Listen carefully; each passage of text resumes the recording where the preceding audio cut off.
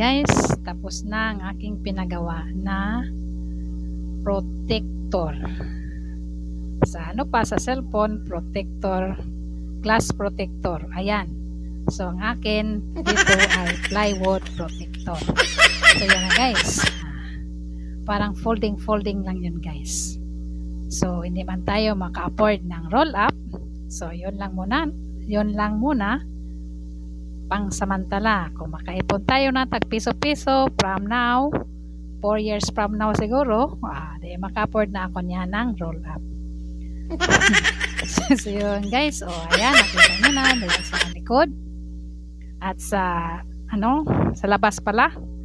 Ayan. So, habang tayo wala pang roll-up, magtyaga-tyaga lang muna sa plywood. So, mura lang ang plywood. Siguro ang gasto ko niyan ay mga 2.5 lang siguro. Ayan. 2 to 3 ganun lang guys. With labor na yan guys. So, yun lang po guys ang aking message sa inyo. Salamat.